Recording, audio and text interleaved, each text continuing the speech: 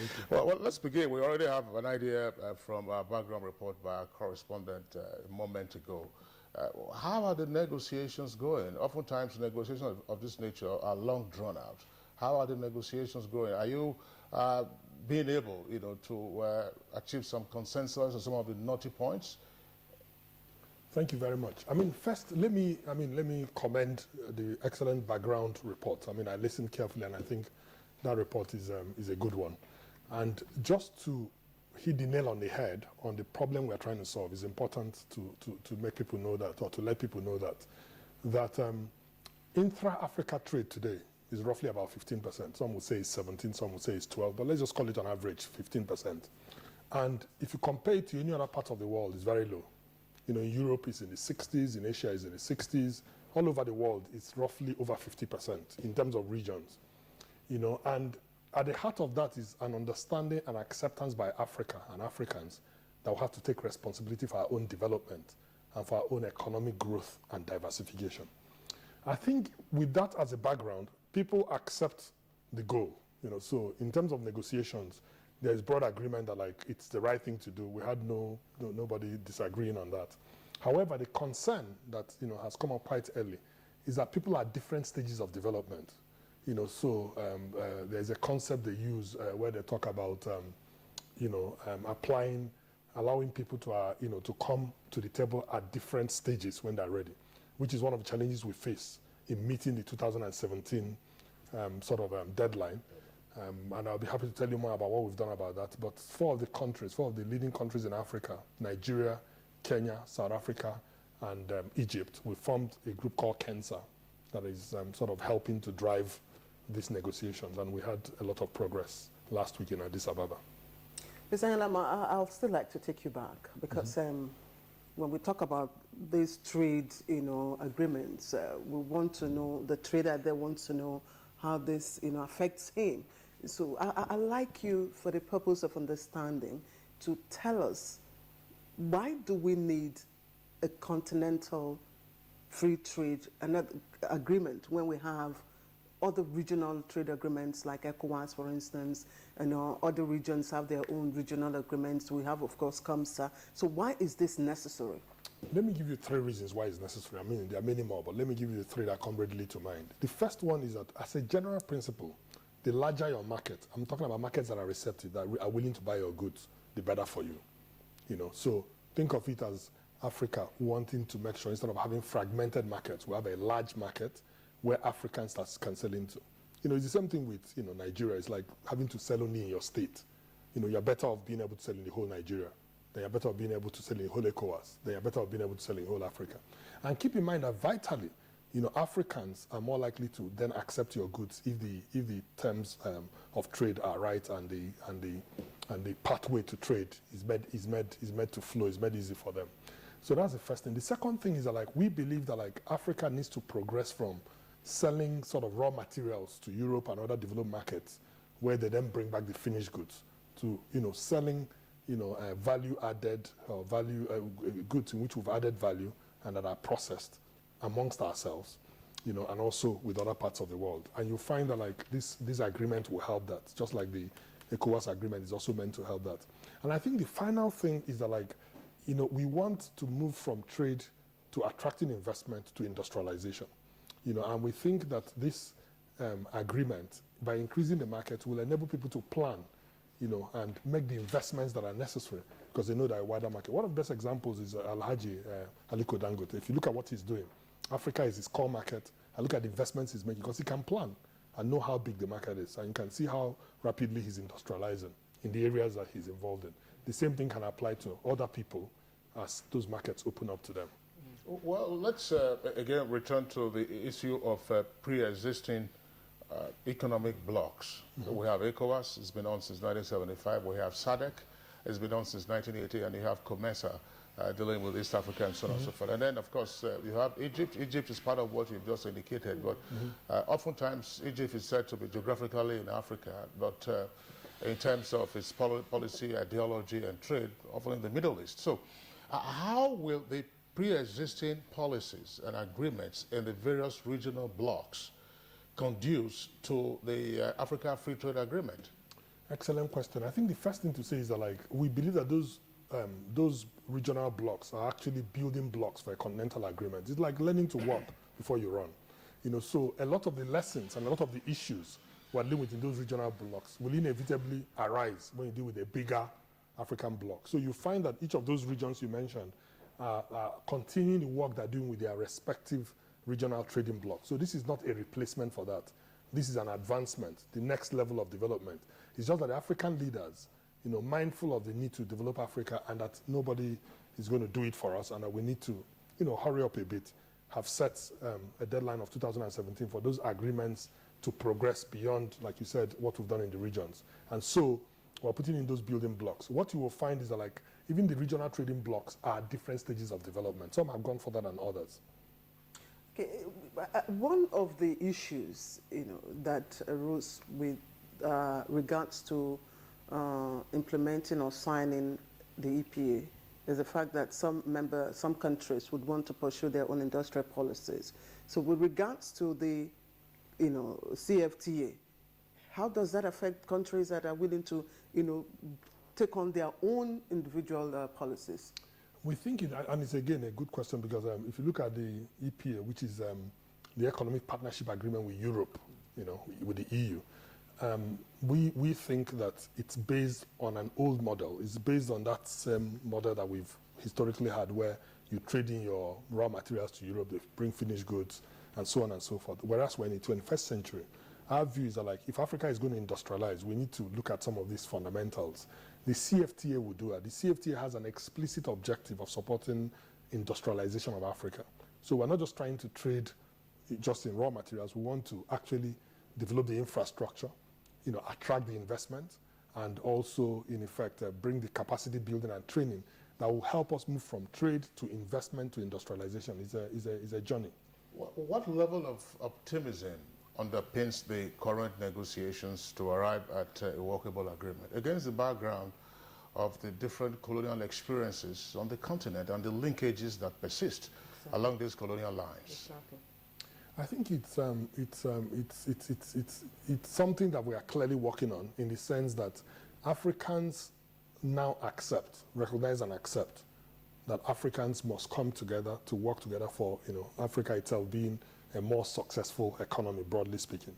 Those trading blocks or those historical ties represent important relationships, but they're important historical relationships.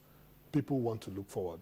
And I would say that, like, so this is to go beyond, we've seen how far that has taken us. And like you said, we've been at it for quite a while. So what we're trying to do now is that, what exactly is it can we learn from the Asian experience, from the NAFTA experience, from the other experiences where people have come together, and we have seen just vast increases in trade, in development, in industrialization. So some people call Africa the last frontier.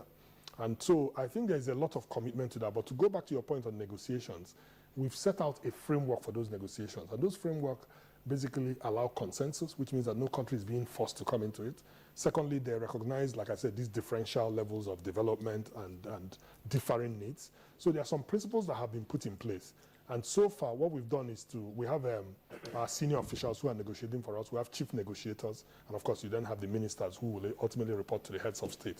So all that framework has been set up. We had a meeting last week, very successful, amongst the ministers, to review the work that had been done by the senior officials and the chief negotiators. And we approved that work and endorsed it. And we've now laid out a roadmap that will lead to the end of 2017 for the, at least, framework agreement coming into place, depending on our ability to overcome these hurdles that you've talked about. I'm just wondering, that's why I said, look, what is the level? That's my question, was on the optimism that underpins all of this. Again, as historians and political analysts have oftentimes pointed out, some crises we have seen on the African continent have been crises stoked by powers elsewhere on the continent in order to continue to have access to Africa's raw materials. Is there a chance that an agreement of this nature will enable Africa, as it were, leapfrog those crises that are often generated from outside the continent, in order that Africa remains a ground for pillaging? Well, I think our view is that, like, there's reason for optimism, in the sense that, like I said, there is political will, there is commitment, but people are interested. I mean, Europe and other markets are looking at what we're doing, and our view is that, like, we have to take responsibility for our own development. And if I look at the trade ministers across Africa that I've gotten to know over this last 1 year plus that I've been in this role, I'm confident that we have the right group of people, to focus on what's good for Africa, but creating win-win partnerships. We don't believe that Africa needs to be sort of isolated from the rest of the world. No. What we're saying is that you have to define what your objectives are, what you want to get out of how you industrialize, and then negotiate on that basis with other markets. Well, what are the top items on the list for trade? Because obviously, you cannot say tradables and everything if you're going to have this win-win situation in terms of interaction and relationship with other blocks elsewhere in the world. What are the top items that we'll be looking at when the agreement is finally endorsed? Okay, so let's start with goods. It's goods, then you go to services. But when it comes to goods, most African countries produce sort of raw materials, which they send off. The first thing is to make sure that those raw materials, that we process them, we add value to them. And as we add value to them, that we're creating markets within our space, in terms of Africa and the regions we're in. So trade in, agricultural products, agri-processing is important. Even when you go to things like cotton, textile, garments, that's important. When you go to manufacturing, even starting with light manufacturing, the important thing is that just look at it like an expanded market for the same things we're doing. Right now, what's happening is that we're importing finished goods and we're exporting raw materials. We think the Continental Agreement will help us to not just export raw materials where it makes sense, but even more importantly, to process those raw materials. And those things are being built into the agreement. We also think that there will be an increase in trade in goods and services, in services, meaning that, even in terms of people being able to move across Africa, it's also something we're looking at, and there's a whole work going on there by the foreign affairs ministers, to enable more African, free movement in Africa. And the whole idea is to create an opportunity for a wider market for services as well. So I think you will find that it's not so much that we're trying to create new products as much as we're trying to create new markets. Okay, Mr. Ngalama, if you look at the sub-regional level, look at ECOWAS, it's implementing the ETLS. Now, if you look at the workability of the ETLS, do you think that the CFTA, is workable? So I think, like I said earlier, the ECOWAS gives us an opportunity to learn from the experience of doing something on a smaller scale, but still, with all the complications, we have all kinds of countries that meet the kind of that have the kind of issues that your colleague raised.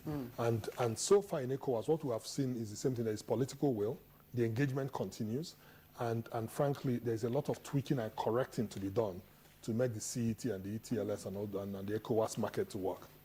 Yes. Okay, just before we continue with the Honorable Minister here, we also have guests joining us from our different network centers. Kingsley, let me quickly bring in guests from our Port Harcourt studio. We have Abdul Kadri Asarema, he's Assistant Controller General of Customs, Zone C in Port Harcourt. We'd like to thank you very much for joining us. Thank you, Claire. Good morning, Nigeria. And also from our Lagos studio, we are being joined by Reginald Ikodia, his Chairman, Economic Policy Committee of the Manufacturers Association of Nigeria, MAN. Mr. Odia, thank you very much for joining us. Yeah, thank you very much. Good morning, Nigeria. All right, let's take off first from our Lagos Network Center, where Mr. Odia has just been introduced. Mr. Odia, you listen to the Honorable Minister, as well as perhaps our background report.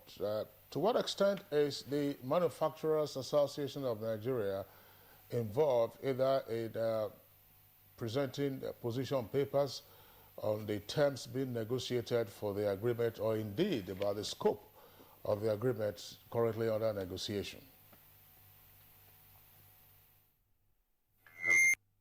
Thank you very much indeed. First, I must appreciate the comments that the Honorable Minister made. He really gave an elaborate presentation of the situation of things in terms of trade within West Africa. He also talked about the EPA, that's the Economic Partnership for agreement between ECOWAS and the European Union, and then we talked about this African free trade agreement.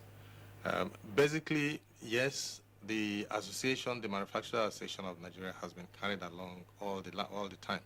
We have excellent relationship with the Ministry of Industry, Trade and Investment, particularly with the minister. So we've had a lot of discussion. All the concerns he raised are generally the same concern we have, because when you want to go into big things, you start with the small ones. First, you have to learn to walk, then you can crawl. I mean, you learn to crawl, then you can walk, and you can run. We are looking at ECOWAS, looking at all the nitty-gritties of getting ECOWAS going. Once that's done, then we can start looking at the African agreement. So what they are doing now is setting up the terms, condition, and the framework. And once that's done, we can begin to build on that.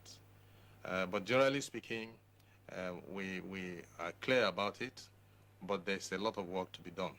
We have quite a lot of things to be done, because even looking at our own internal systems, we still need to do a lot in terms of critical infrastructure, in terms of basic needs, in terms of even understanding the trading pattern and system within the country.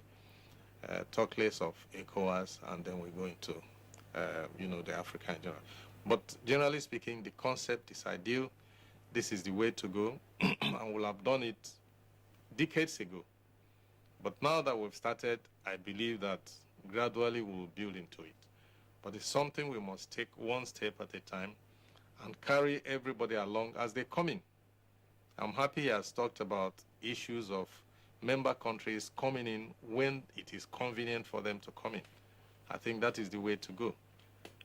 You mustn't force people into many things they don't have capacity to go into. So you allow them to develop, learn from what's going on, and perhaps, come in at the right time. So totally I agree with him, and I think we are working with him in that terms. Okay, Mr. Odia, I'm wondering, because if member countries, are aware of the benefits, that they tend to get from this agreement, and Nigeria being the largest economy in Africa, might there not be the tendency of making the country or turning the country into dumping ground for, goods from other African countries? Thank you very much again for this.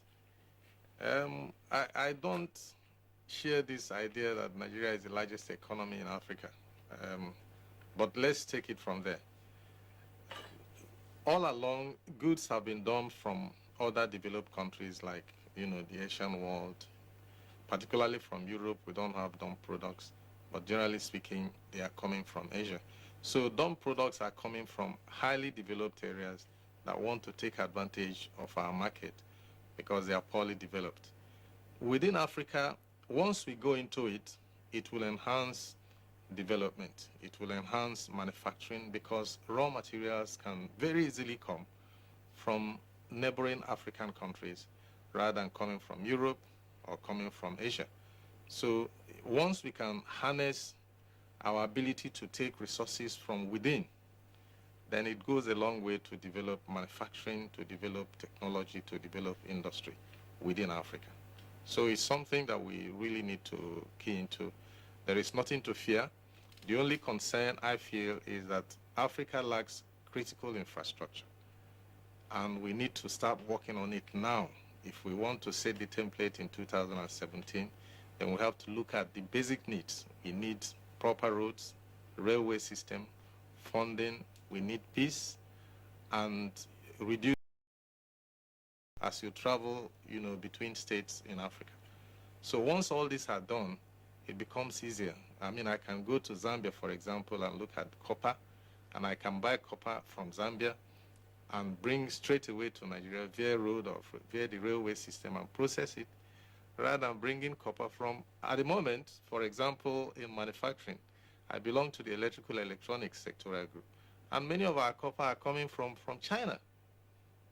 So you can imagine, if it's coming from Africa where the source is, the cost will be low, the two countries will be happy, and we'll remove the third party, which is creating the headaches. So I think it's something that is good news to me, and we need to build that up as much as we can. I was just wondering, Mr. Odia, we've shown that Mr. Zarema, that's the Assistant Comptroller General of Customs, on the screen a moment. But just before we bring him in, I just want you to address this point. Lagos, once again, still on Lagos, Mr. Odia.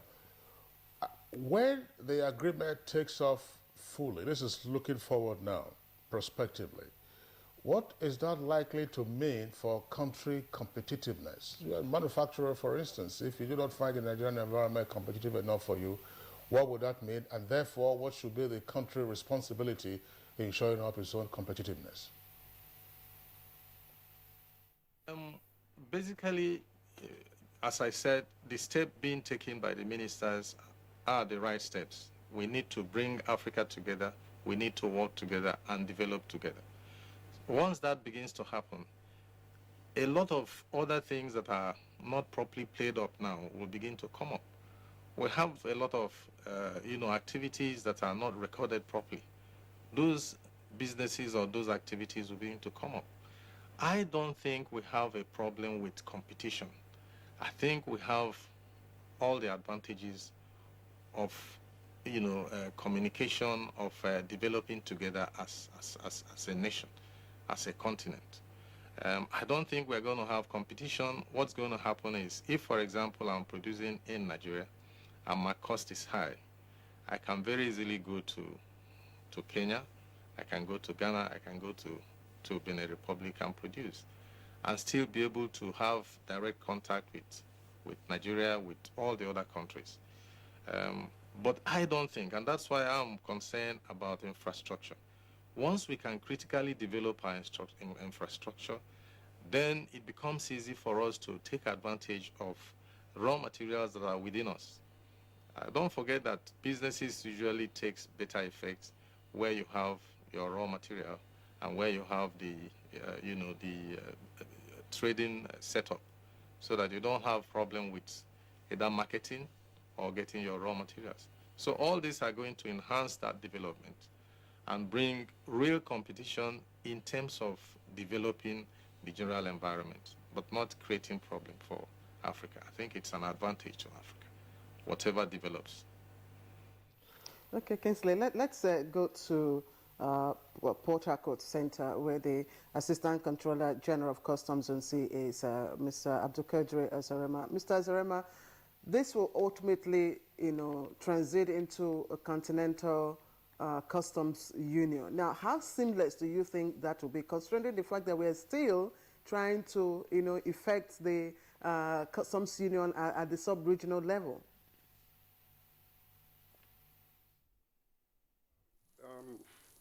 One of the objectives of the Continental Free Trade Area is to create a single continental market for goods and services with free movement of persons and business persons, and investments. So ultimately, the aim is to create a continental customs union. This can only be achieved when the regional economic communities are able to consolidate their activities. For example, in the ECOWAS, the common external tariff has been adopted in 2015, and the ETLS scheme is working to some extent good. So when these are consolidated and achieved, and other regional economic communities, like the East Africa Economic Community, which they have also advanced, the Southern African Economic Community, and other regional economic communities, when they consolidate their activities within their regions, then ultimately the regions will come together and form one customs union. The aim of the Continental Free Trade Area is to increase trade in Africa by about 50% from now to 2022.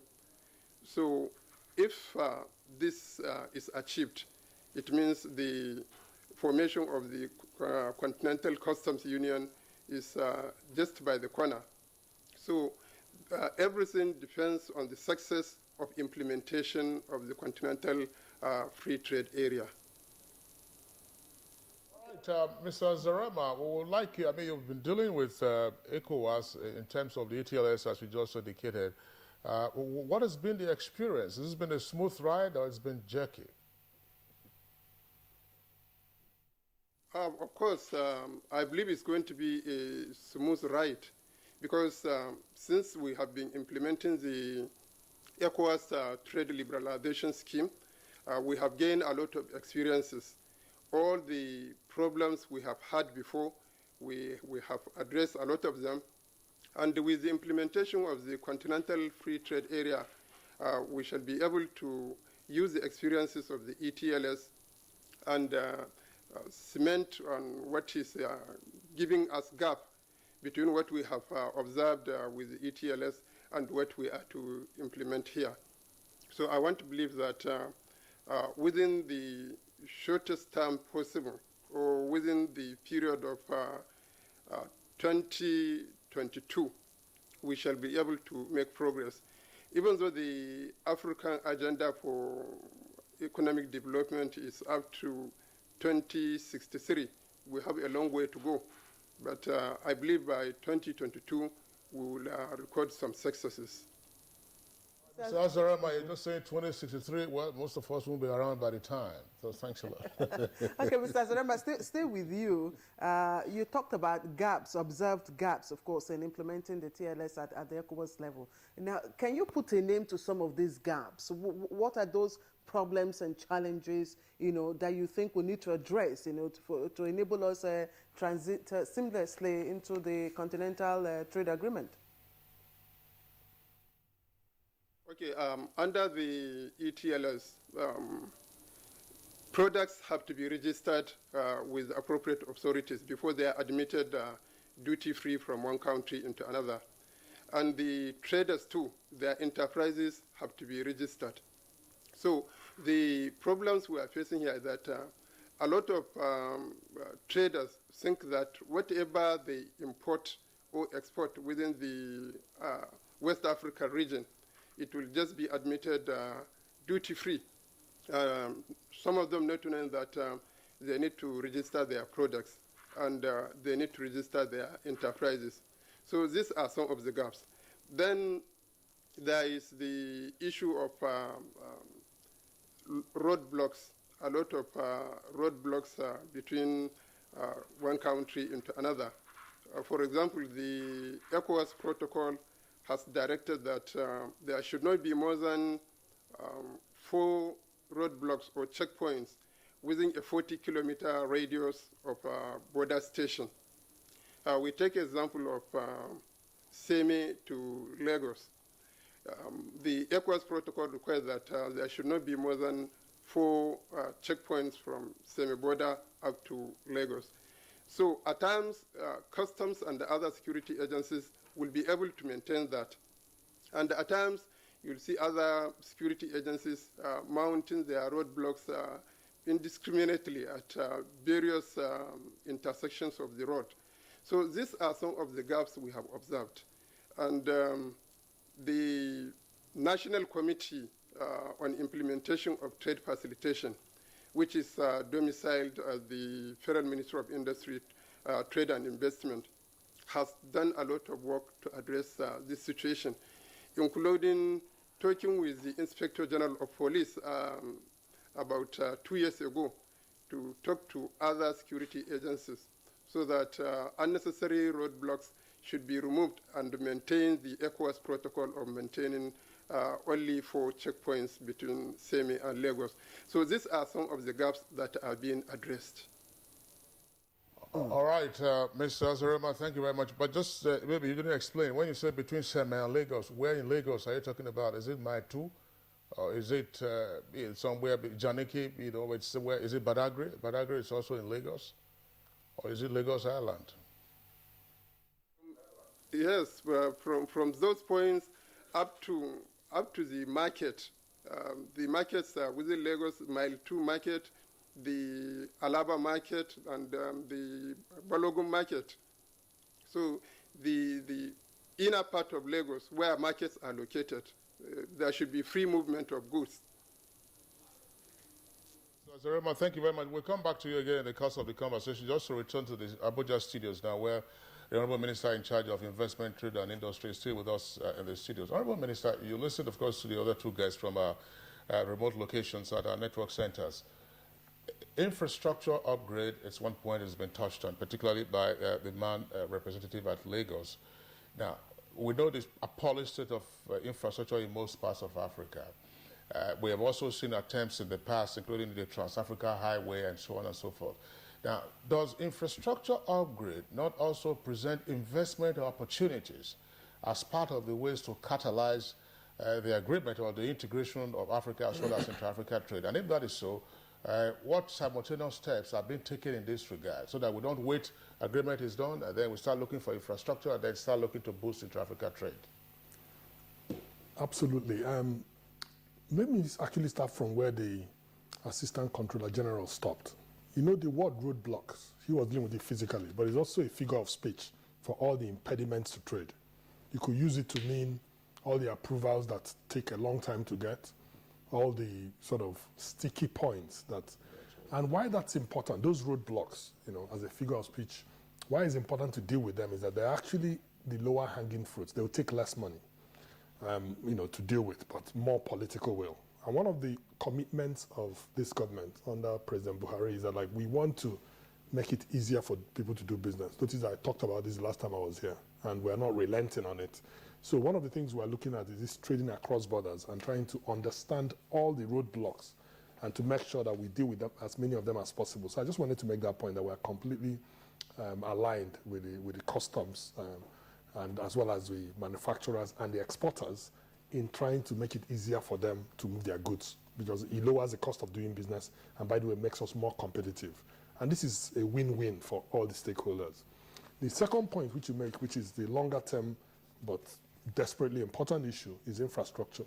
As you know, our president, and I know that he's not unique in that regard, has identified the infrastructure deficit as an extremely important impediment to industrialization and to the economy, which is why, if you look at our budgets, most of the money is going to infrastructure. And this is a new thing under this government.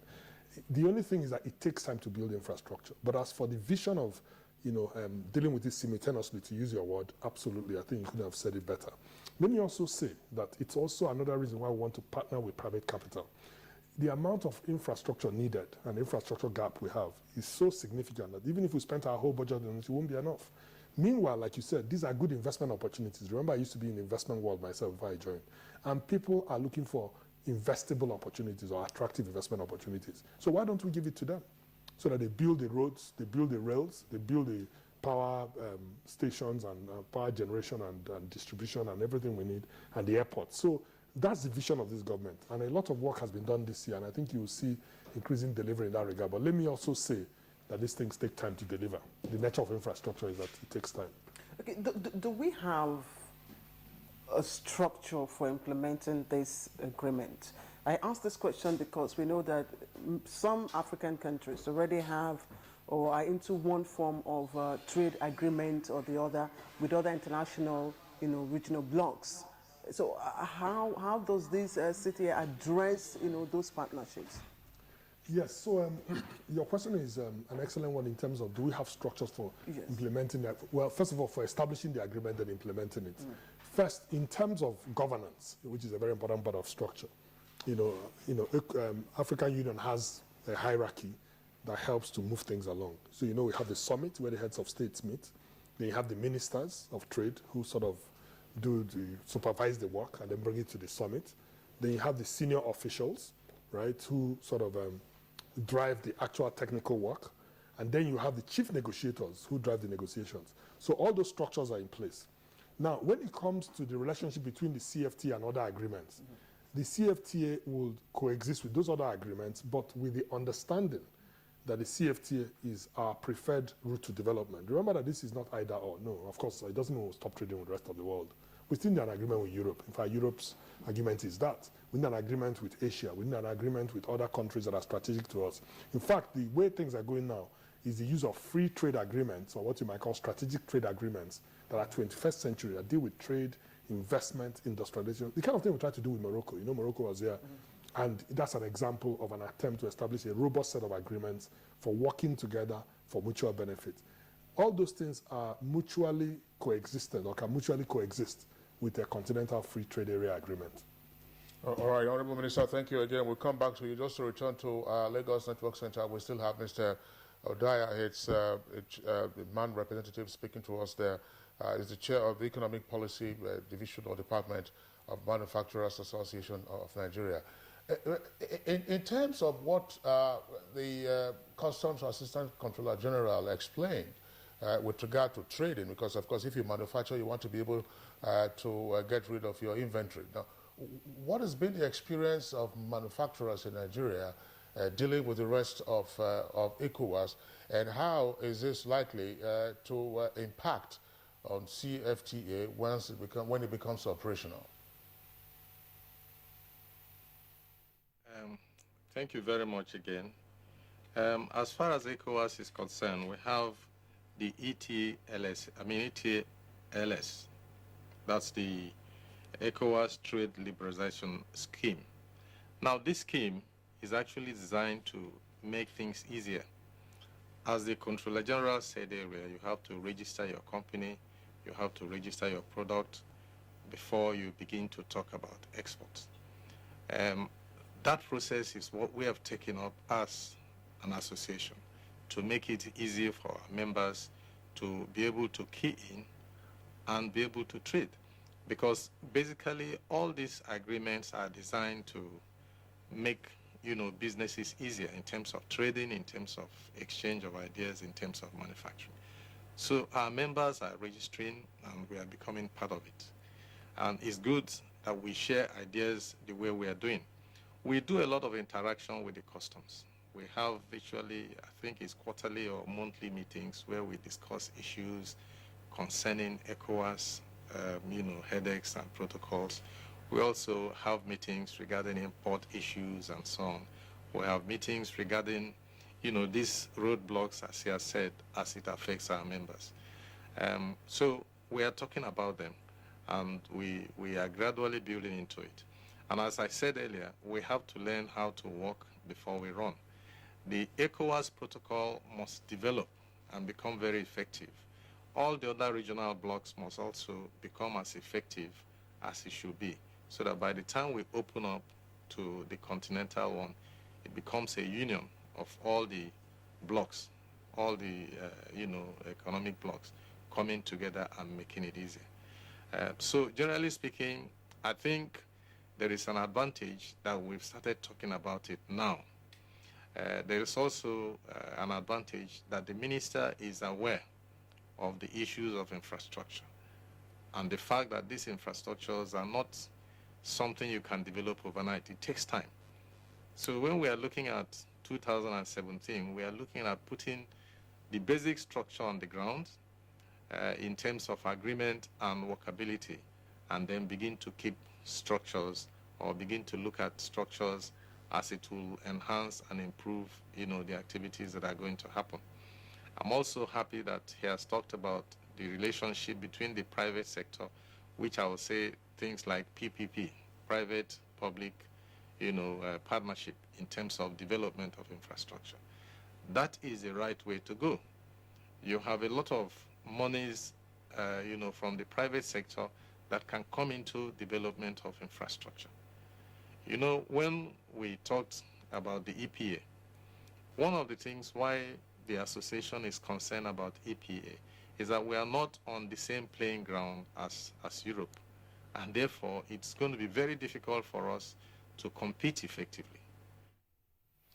All right, Mr. Reginald Odea, thank you very much. Again, we'll come back to you. Now, just to get the Honorable Minister. Honorable Minister, we have some reactions already from our viewers. Before we take those reactions, there's a point. I haven't seen those comments here in the tweets that we have. How will CFTA play out with WTO? Because WTO, that's the World Trade Organization Agreement, has often been used as an alibi for all kinds of trade practices inimical to Nigeria's interest. Yes, so the World Trade Organization, where we've been working very well with them, you may remember the Director General, Roberto Azevedo, visited us earlier in the year. And in fact, one of the things we've done as Nigeria is that we brought back one of our leading trade experts who has been with the WTO for over 17 years, Ambassador Chiedo Osakwe. He's now our trade negotiator. And he's been involved in working on the CFTA, so you can understand the level of understanding he has of WTO. I think WTO is one of these world systems that, like, what you do is a multilateral trading bloc. It's what we do with it, to be honest. I mean, it's supposed to be pro-development, but it's really how you engage. Remember, it's also based on consensus, so it doesn't force you to do anything. Our view is that, like, it can actually be used as an enabler in terms of providing support for the CFTA, but Africans must take responsibility for doing that, just like other parts of the world have done. Okay, Honorable Minister of Trade and Industry, Mr. Okechukwu Engelama. I know I got that correct. You got it correct, yes. All right, we must let you go now. We've got quite a lot of questions for you, but I know you're pressed for time. So we'd like to appreciate your finding time to join us for this conversation. Thank you very much, and thank you for having me. I hope I'll come back soon. I hope when next we call upon you, it will be seamless. Absolutely. Thank you very much. All right, we'll take a short break now. You're watching Good Morning Nigeria. We'll be right back.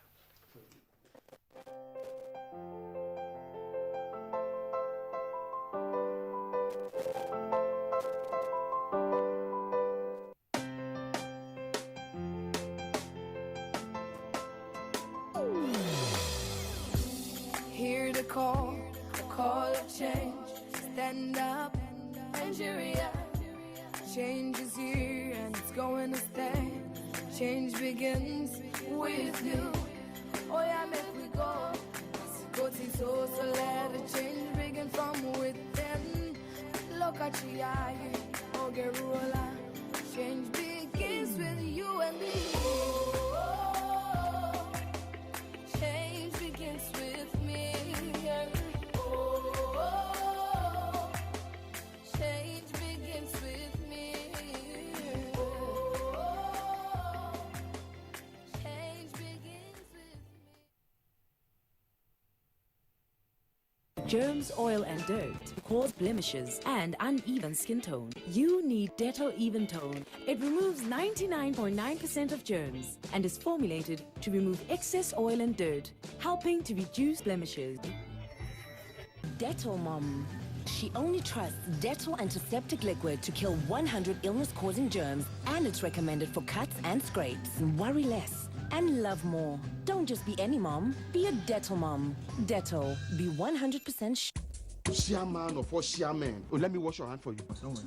Let me take toothpick and... Hey. According to Professor Tranquilizer, I am disappointed, aghast, crestfallen, and vanquished at your shameful display. This week on your award-winning comedy series, Professor John Bull, starring Kanayo Okanayo, Mercy Johnson, Queen Wokoye, Yomi Fash Lanso, Oguz Baba. I'd like to see Mr. Udo Etu. I hear you now, but find me something. Are you mad? Go. Goodness, August, you've shown your shit. Oh. Very nice man. Generous. Okay, anything for the guests. Maybe feature or something. Happy weekend, sir. Thank you. Today is Wednesday. Professor John Bull, this Tuesday and Friday, 8:30 to 9 p.m. on NTA Network, International, and Star Times. I'm finished. Who finished you? So, find me something. Find me something. Man. Over and out. Welcome to the new speed of... You're welcome back. If you just joined us, it's Good Morning Nigeria. We're live on the network service of the Nigerian Television Authority. We just signed off now the Honorable Minister of MITI, that's Industry, Trade and Investment. We're still discussing the Continental Free Trade Agreement. It's ongoing, and hopefully by 2017, the agreement would have been concluded. We still have at our Lagos Network Center the Chair of the Economic Policy Committee of Manufacturers Association of Nigeria, as well as at our Port Harcourt Network Center, Assistant Comptroller General of Customs, that's Mr.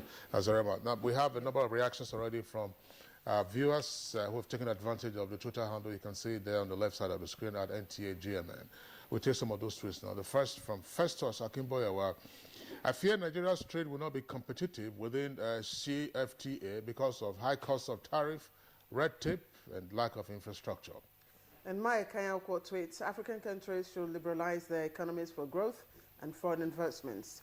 There must be mutual beneficial relationship. And then Sonny Omakoji tweets, continental trade will definitely enhance economic synergy and integration in Africa. It's the way to go. And again, Michael tweets, continental trade will help us to ensure cash flow in Africa and discourage capital flight, which has been our enemy for years. Kingsley, let me take Mr. Reginald Odia in Lagos. Mr. Odia, if you look at what is happening in Europe, where some members of the European Union are pulling out, either going to the referendum to decide whether or not to remain. And this is basically because of the impact, not just on the respective countries, but in the economies of those countries. Now, what do you think might be the challenge with, a kind of a continental agreement such as the one we're discussing in the near future?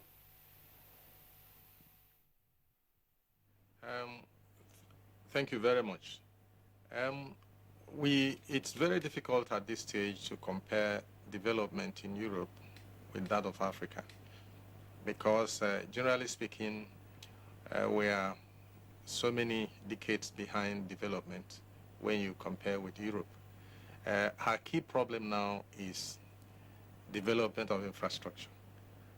Our key problem is the fact that we need to come together and trade as Africans so that we can save resources. Instead of allowing our resources out, we would use them internally and circulate them internally before we move them out. So those are key issues. And for me, I don't see at this stage, and perhaps in the nearest future, any disadvantage of Africans coming together because there is so much to do. When we decide to come together, we develop infrastructure, we develop communication, we develop trade, we open up linkages, and then we can compare with developed countries or continents. And then we can begin to get worried that, this particular region is developing more and so on, and people will begin to complain. But at this stage, there are no basis for complaint. So I don't foresee any kind of headache at this stage. I think it's something that is key, it's something that we must look at, and it's something that we must take one step at a time to ensure that we carry everybody along. I think that's the issue. All right, stay with you, Mr. Odia. We asked this question, we posed the question to the Honorable Minister, and namely in terms of ranking of goods and services that should be priority, taking off when the agreement, of course, is finalized. What would you like to see? I mean, we know that there are a number of other negotiations, the blue economy, for instance, to get Africa, to explore its maritime opportunities much more closely. We've talked about manufacturing and so on and so forth. If it's manufacturing, exactly what? And then how can we fend off competition or dumping from outside of the continent, particularly from Asia? Thank you very much. The coming together of Africans will create healthy competition. That's number one. It would make it easier for us to use our raw materials within, which will become cheaper. It would also allow us a situation where we don't have to begin to export our products in raw if we develop well. It pays Africa to add value to products before you export. So that is the key. I think that if we continue to play it that way, it will help us. The key thing I want us to do, if we want to, grow along this line of new idea, is that we must look at our regional blocks. ECOWAS, for example, we must develop our protocols and all the headaches, we must clear them. And the same must be done with the other regional blocks. The East Africa, the South Africa, the North Africa, if there's any, they should clear it and make sure that they are performing at their optimum. And once that is happening, it becomes easier. Trading within Africa is huge. And I can assure you that once that is opened, for many years, for decades, we will begin to see benefits that we've never had before. Because people will begin to move around, you know, and share common ideas. Though we have language barrier in many cases, but our culture is not too far away from each other. So I think the first step is developing infrastructure, developing the blocks to make sure that those key things are there, making it easier for people to move around, also making it easy for people to import raw materials from wherever it's coming. If, the example I gave before about copper, if I can get my copper from the source in Africa, it makes it easier. It doesn't mean that they should now go and start processing it. No, but they can export as they are doing because they have it. The same thing with Nigeria. We have a lot of agricultural products and other minerals we can export to African countries to develop within, and we can share them in common before we move them on. So I think it's healthy, as I've said, and I always will say that it's a healthy development which will have started decades ago. But now that we have started talking about it, I think we should take it one step at a time to make sure that we develop it, because that, for me, is the right way to go. Mr. Odia, thank you. Let's again go back to Port Harcourt. Mr. Azarema, I'm sure if you're familiar with the fact that we have quite extensive porous borders through which goods are smuggled in, goods that are, of course, not within the licensed goods. So, do you think that this will become cumbersome in implementing the CFTA in future?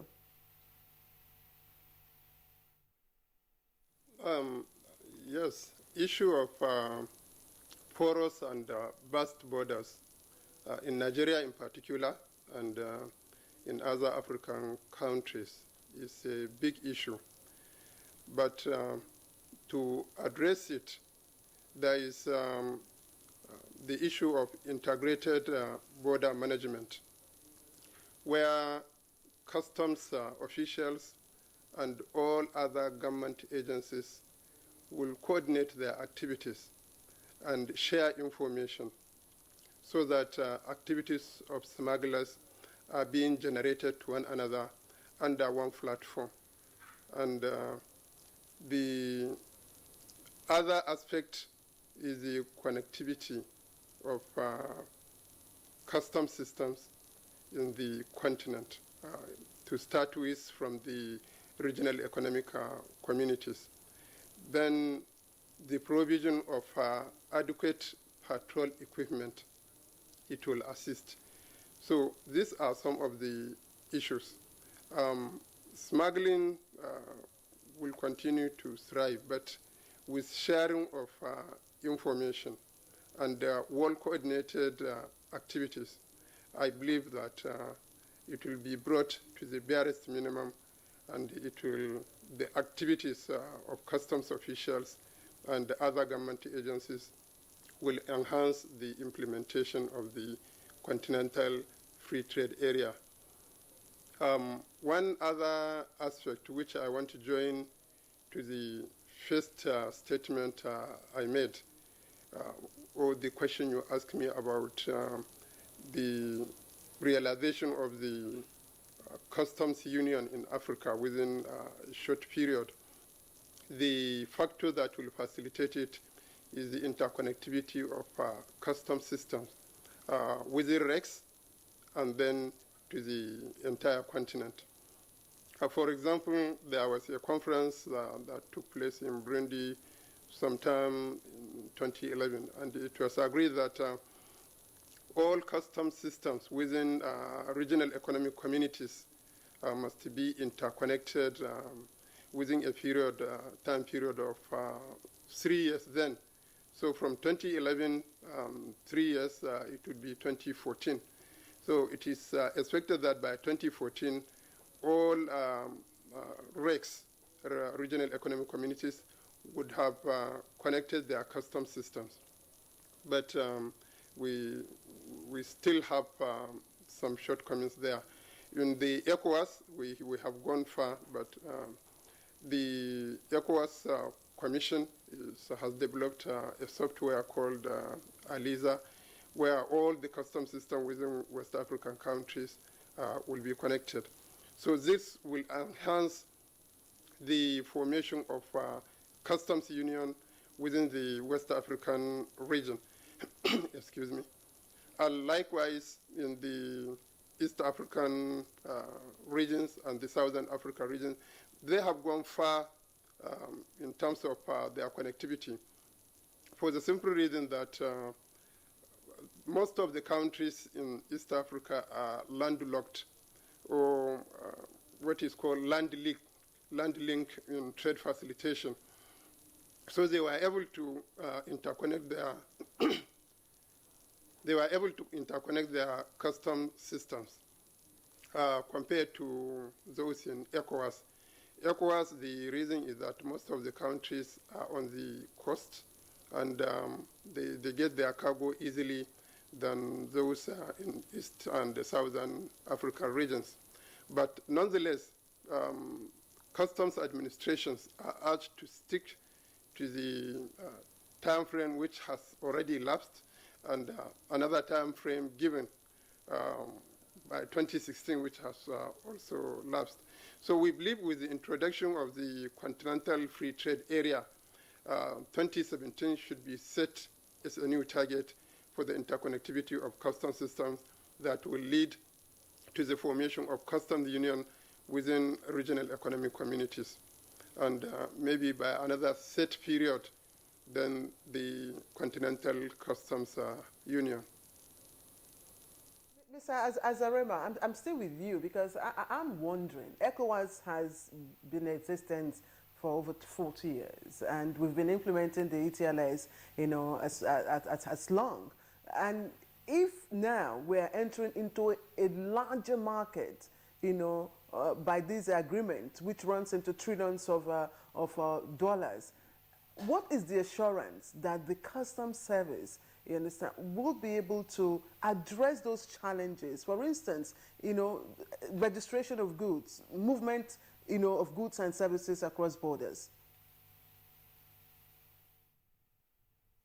Well, with the introduction of the new policy on continental free trade areas, customs administrations, Directors General of Customs Administrations in Africa have met twice, one in the Democratic Republic of Congo in 2015 and the other in Zimbabwe in 2016, just last November.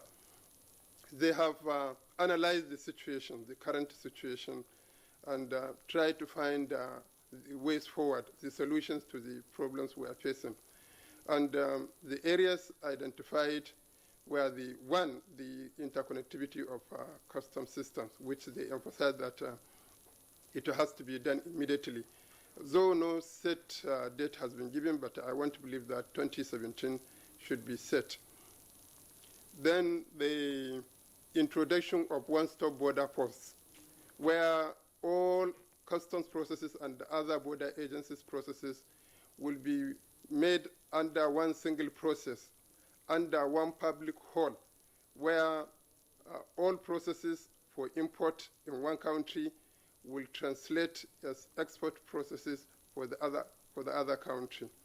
So if these things are adhered strictly and implemented, and in addition to the provision of necessary equipment like patrol vehicles and communication gadgets, I want to believe that the situation will improve for the implementation of the Continental Free Trade Area. All right. Thank you very much, Mr. Zarema. Just, before we move over to Lagos again, I would like you to address this question. Again, looking ahead, if the agreement leads ultimately to an African customs union, what would that mean in terms of receipts collectible by the Nigeria Customs Service? Are you likely to lose your position as a cash cow? Yeah, of course, with the introduction of the Continental Free Trade Area, customs revenue will reduce because goods that are admitted duty-free within the continent will be so many, and since duty cannot be collected on them, that means customs revenue will reduce. But that is not the ultimate goal of government. The government is aimed at developing the economy within individual member countries and the whole continent at large. Therefore, with free movement of goods, there will be more economic activities. And with more economic activities, there will be more production, more export, and more import.